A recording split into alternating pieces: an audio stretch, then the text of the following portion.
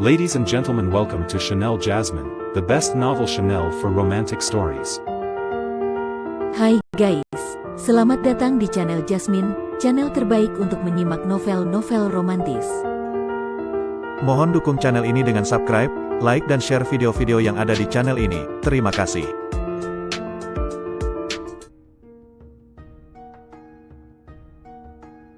Perintah Kaisar Naga bab 5094, 5095, 5096. Pengawal Ashura, dengarkan perintahku. Saat dia menggeram, suara gemuruh tiba-tiba terdengar dari bawah tanah kota Liuli, dan puluhan bayangan hitam membubung ke langit dari celah-celah tanah. Mereka mengenakan baju besi hitam, dengan topeng hantu di wajah mereka, memegang senjata rusak di tangan mereka, dan dikelilingi oleh kabut hitam. Setiap sosok memancarkan tekanan mengerikan yang sebanding dengan Tetua Agung. Apakah ini pengawal utama Istana Sura? Wajah kepala Paviliun Tianyuan menunjukkan keraguan untuk pertama kalinya. Legenda mengatakan bahwa hanya darah kepala istana yang dapat membangkitkan prajurit yang mati.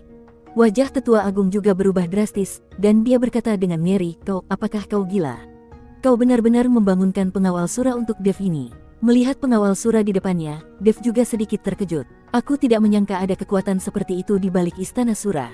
Pengawal Sura adalah jurus pembunuh Istana Sura. Istana Sura ini telah tertidur selama bertahun-tahun. Hanya ketika Istana Sura menghadapi kondisi hidup dan mati, pengawal Sura dapat dibangunkan. Namun kali ini, Sang Tianyang benar-benar membangunkan pengawal Sura untuk Dev. Tidak seorang pun memikirkan hal ini, bahkan Sang Lan. Di mata ayahnya, Dev ini sangat penting. Segera, kekosongan di sekitarnya berangsur-angsur berfluktuasi, dan pengawal Sura yang kuat berdiri di belakang Sang Tianyang. Aura pengawal Sura ini begitu kuat sehingga kemunculan pengawal Sura ini membuat seluruh dunia menjadi ilusi. Benar-benar mengerikan. Kepala Paviliun Tianyuan memandang pengawal Sura ini, dan ekspresinya lebih jelek daripada memakan kotoran. Masing-masing pengawal Sura ini memancarkan aura peringkat ketujuh dari negeri dongeng yang tersebar, dan masing-masing dari mereka penuh dengan niat membunuh yang berdarah. Dengan begitu banyak pengawal Sura bersama-sama, sungguh keberadaan yang menakutkan. Tampaknya Istana Sura tidak sia-sia, dan kekuatan Istana Sura selalu ada selama bertahun-tahun. Puluhan pengawal Sura memberi hormat kepada Sang Tianyang bersama-sama. Bagaimanapun, hanya kepala istana dari semua generasi yang memenuhi syarat untuk memanggil pengawal Sura. Teman Chen, aku akan melindungimu, dan tidak ada yang berani menyakitimu di surga kedua ini. Sang Tianyang berkata kepada Dev dengan ringan.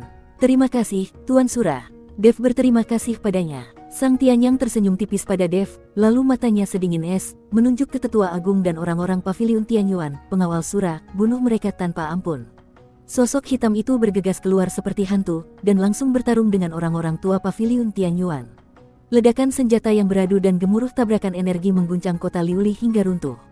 Mereka adalah kartu truf terakhir Istana Sura. Napas Sang Tianyang sedikit tidak teratur, dengan esensi darahku sebagai pemandu, mereka hanya bisa bertahan selama sebatang dupa. Rekan Chen, kau bawa orang-orang itu pergi dulu, dan serahkan ini padaku. Bagaimana aku bisa melarikan diri saat ini? Ini sama sekali bukan karakterku. Dev memegang pedang pembunuh naga, menatap Mo Qingyun dan berkata, Qingyun, menjauhlah, tunggu aku membunuh anjing-anjing ini, aku bermain dengan mereka. Dev juga memiliki jurus pembunuh di tangannya, dua patung prajurit, unikon api, busur Raja Dewa, dan jiwa Raja Iblis Awan Merah. Ada banyak cara. Karena orang-orang ini ingin bermain, Dev akan bermain dengan mereka. Ilmu pedang tetua itu semakin menggila saat ini, Sang Tianyang. Bahkan jika kau mengaktifkan pengawal Sura, apa? Hari ini aku akan membuatmu dan Dev dikubur bersama. Dia bertukar pandang dengan kepala Paviliun Tianyuan, dan keduanya bergegas menuju Sang Tianyang pada saat yang sama, jelas ingin mengakhiri pertempuran sebelum pengawal Sura kelelahan. Di atas kota Liuli, hantu Sura ungu emas bertabrakan dengan keras dengan bilah angin putih bulan, dan keluhan serta kebencian yang telah disegel selama beberapa dekade semuanya pecah pada saat ini. Udara kota Liuli dipenuhi dengan suara berderak dari energi yang merobek. Pengawal Sura di belakang Sang Tianyang melonjak keluar seperti gelombang hitam, dan lusinan tekanan dari peringkat ketujuh dari negeri dongeng yang tersebar terjalin menjadi jaring, langsung memaksa serangan para tetua Paviliun Tianyuan kembali setengah poin. Mata tetua itu berwarna merah tua, dan cahaya pisau yang terbungkus dalam hantu Sura berwarna darah langsung menuju ke jantung Dev, sementara kepala Paviliun Tianyuan mengangkat kipas gioknya, dan beberapa bilah angin memotong ke arah tenggorokan Sang Tianyang dalam bentuk kipas. Ayah, aku di sini untuk membantumu, teriak Sang Lan, menghunus pedang di pinggangnya. Meskipun dia baru berada di level kelima kultivasi biasa, dia telah mempelajari teknik pedang Sura dari Sang Tianyang. Ketika cahaya pedang muncul, energi ungu emas berubah menjadi hantu berbentuk naga tembus pandang, dan menghantam punggung seorang lelaki tua dari paviliun Tianyuan. Lelaki tua itu bertarung dengan pengawal Sura, tetapi tiba-tiba sesuatu terjadi di belakangnya.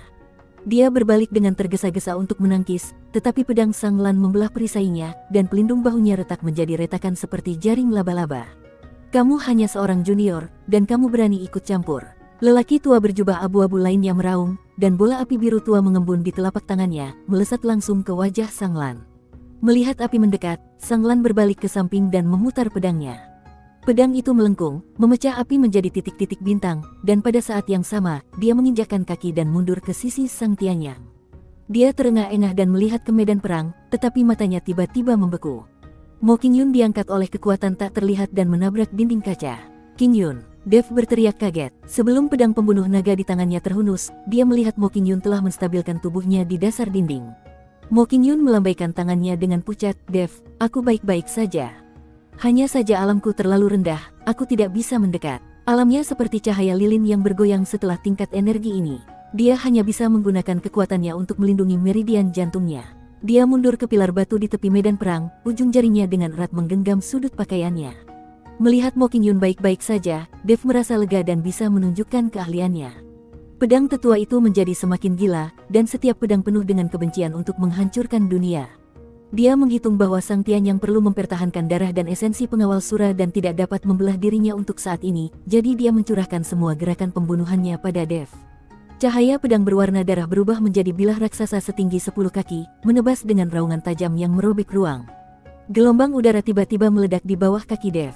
Sosoknya bergerak ke samping sejauh 3 kaki seperti hantu. Bilahnya menebas tanah, dan batu bata yang mengkilap langsung hancur menjadi bubuk. Retakannya cukup dalam untuk melihat tulang-tulangnya menyebar hingga 10 kaki jauhnya. "Dev, terimalah kematianmu untuk membalas kematian anakku."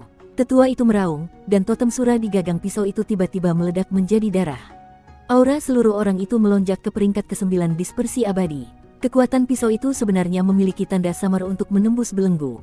Ini adalah gerakan pembunuhan putus asa yang membakar kekuatan asal. Tetua ini mungkin akan mati bersama Dev. Putranya sudah meninggal, dan tidak ada gunanya untuk hidup. Ayo! Mata Dev bersinar dengan cahaya dingin, dan dia tidak lagi menahan diri. Dia melambaikan tangannya dengan keras, dan 2 bayangan hitam muncul dari tubuh Dev. Itu adalah 2 patung prajurit yang memegang kapak besar. Begitu patung-patung itu muncul, mereka mengeluarkan teriakan perang yang memekakkan telinga, dan bilah kapak itu meledak dengan rune emas, langsung membentuk perisai cahaya pertahanan 3 kali lipat. Ketika kepala paviliun Tianyuan melihat Dev memanggil 2 prajurit lagi, pupil matanya tiba-tiba menyusut, dan gerakan melambaikan kipas giok melambat. Sang Tianyang sedikit terkejut dan berkata, "Boneka perang kuno, sungguh menakjubkan." Dia mendengar Sang Lan memperkenalkan bahwa Dev mendapatkan 2 patung prajurit dari reruntuhan, tetapi dia tidak menyangka bahwa mereka begitu kuat. Tetua itu diliputi oleh kebencian saat ini, dan menyeringai, "Itu hanya benda mati, berani menghentikanku." Dia menyimpan pedangnya, dan bilah raksasa berwarna darah itu menebas dengan keras perisai cahaya itu. Dengan suara "bang" yang keras, lapisan pertama perisai cahaya hancur berkeping-keping, tetapi kapak raksasa di tangan prajurit perunggu itu telah menebas wajahnya dengan kekuatan 1000 pon. Pada saat yang sama, prajurit lain mengikuti seperti bayangan, dan kapak raksasa itu menunjuk langsung ke cacat di pinggang tetua itu. Dev bergegas maju dengan pedang pembunuh naga di tangannya, dan kekuatan pedang dan serangan kedua prajurit itu membentuk serangan segitiga. 3 kekuatan yang sama sekali berbeda saling terkait. Angin kapak itu sekuat guntur, bayangan pisau itu licik seperti ular berbisa, dan kekuatan pedang itu cukup tajam untuk menembus segalanya. Dalam sekejap, cahaya pisau tetua itu ditekan dan mundur selangkah demi selangkah. "Tidak mungkin, bagaimana kamu bisa memiliki metode seperti itu?" Tetua itu terkejut dan marah. Peningkatan kekuatan jangka pendek yang diperolehnya dengan membakar esensinya sebenarnya tidak ada keuntungan di bawah pengepungan 3 lawan 1. Setiap serangan prajurit perunggu membawa kekuatan larangan kuno, yang membuat lengannya mati rasa, dan energi berwarna darah di pisau terus-menerus dihancurkan oleh bilah kapak. Dev melihat kekurangannya, dan pedang pembunuh naga berubah menjadi aliran sutra, dan memotong lengan bajunya dengan suara embusan, meninggalkan bekas darah yang dalam di baju besi bahu. 3 lawan 1, Dev tampak jauh lebih mudah, jika tidak, akan sedikit sulit bagi Dev untuk menghadapi tetua ini, kecuali dia membiarkan Raja Iblis Awan Merah merasukinya. Namun, Dev tidak ingin terlalu banyak orang mengetahui keberadaan Raja Iblis Awan Merah, bagaimanapun juga, ini adalah jurus pamungkasnya. Yang terakhir pamer. Pada saat ini, di sisi lain medan perang, pembunuhan pengawal Sura telah memasuki tahap yang sangat panas. Para prajurit mati yang terbangun oleh esensi darah mereka tidak merasakan sakit, dan setiap ayunan pisau itu ganas dengan tekad untuk mati bersama. Seorang tetua paviliun Tianyuan mencoba memadatkan dharma untuk melindungi tubuhnya, tetapi dihantam oleh 3 pengawal Sura pada saat yang sama. Cahaya peri yang melindungi tubuhnya hancur seperti kaca, dan dia terpotong menjadi beberapa bagian oleh bilah hitam sebelum dia bisa berteriak. Bunga darah bermekaran di langit di atas kota Liuli, dan para lelaki tua paviliun Tianyuan berubah dari kesombongan awal mereka menjadi ketakutan. Namun dalam sekejap, lebih dari separuh dari 12 lelaki tua yang menyertainya terbunuh atau terluka, dan beberapa yang tersisa juga berjuang keras dengan luka-luka, dikelilingi oleh bayang-bayang pengawal. Sura mundur. Melihat situasinya tidak baik, kepala paviliun Tianyuan menamparkan kipas gioknya dengan keras, dan beberapa bilah angin seputih bulan meledak, memaksa pengawal Sura di depannya untuk mundur. Dia menatap tetua yang berlumuran darah, dan jejak kebencian melintas di matanya. Tetua, kamu dan aku gagal hari ini, dan kita akan membuat istana Sura membayar hutang darah kita di lain hari. Setelah itu, dia tidak lagi ingin bertarung, dan melambaikan lengan bajunya. Beberapa angin sepoi-sepoi membungkus orang-orang yang tersisa di paviliun Tianyuan dan berubah menjadi aliran cahaya untuk melarikan diri. Ketika sesepuh melihat bahwa kepala paviliun Tianyuan telah melarikan diri, dia sangat marah sehingga dia ingin mengutuk. Ingin pergi. Sang Tianyang mendengus dingin, dan liontin giok Sura di dadanya meledak menjadi cahaya keemasan lagi. Puluhan hantu Sura terbang keluar dari liontin giok dan langsung membentuk jaring besar di kehampaan. Kepala paviliun Tianyuan menabrak jaring, seolah-olah menabrak dinding batu sungguhan, dan memuntahkan seteguk darah dengan erangan teredam. Tetapi bagaimanapun juga, dia adalah kepala paviliun Tianyuan. Dia membakar kekuatan abadinya untuk menghancurkan sudut jaring, dan melarikan diri dengan sisa-sisanya. Sebelum pergi, dia berkata dengan kasar, Sang Tianyang, Dev. Paviliun Tianyuan akan mengingat akun hari ini. Semua orang di paviliun Tianyuan mundur, dan sekarang hanya Dev, Sang Tianyang dan putrinya, dan sesepuh yang dipaksa ke sudut oleh 2 patung prajurit yang tersisa di medan perang. Pisau tetua itu patah menjadi 2 bagian, dengan setengah bilah tajam tertancap di dadanya. Jubahnya berlumuran darah, tetapi dia masih berdiri dengan leher kaku, tanpa rasa takut di matanya. Bunuh aku. Dia menatap Dev, meskipun aku kalah hari ini, aku tidak menyesalinya. Balas dendam Sangki, jika ada kehidupan setelah kematian, aku akan membuatmu membayar 1000 kali lipat. Dev menyingkirkan pedang pembunuh naga dan berjalan di depannya dengan tatapan rumit. Dia bisa memahami rasa sakit tetua itu karena kehilangan putranya, tetapi dia tidak bisa memaafkan pembunuhan gila pihak lain. Nasibmu seharusnya tidak ditentukan olehku. Dia menoleh ke Sang Tianyang, kepala istana, orang ini adalah pengkhianat istana Sura, kamu harus menghadapinya. Sang Tianyang menatap tetua yang kuyu itu dan terdiam untuk waktu yang lama. Mantan saudara itu saling bermusuhan, dan pertempuran berdarah hari ini benar-benar menambahkan beberapa helai rambut putih di pelipisnya. Dia melambaikan tangan untuk mengusir pengawal Sura, dan bayangan-bayangan hitam itu berubah menjadi titik-titik cahaya dan menyatu dengan tanah, tetapi bau darah di udara bertahan lama. Tetua Agung, suara Sang Tianyang lelah. Kamu dan aku berasal dari sekte yang sama, aku tidak akan membunuhmu, tetapi mulai hari ini, kamu bukan lagi anggota Istana Sura, dan Istana Sura tidak akan pernah menyambutmu di masa depan.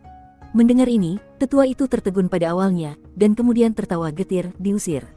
Haha, pengusiran yang bagus, aku kehilangan putraku, aku kehilangan segalanya, dan status Istana Sura tidak ada artinya bagiku. Dia tiba-tiba mencabut bilah tajam dari dadanya, membiarkan darah mengalir keluar, tetapi meluruskan tulang punggungnya, dan berjalan keluar dari kota kaca selangkah demi selangkah. Punggungnya tampak sangat kesepian di bawah matahari terbenam. Bersambung.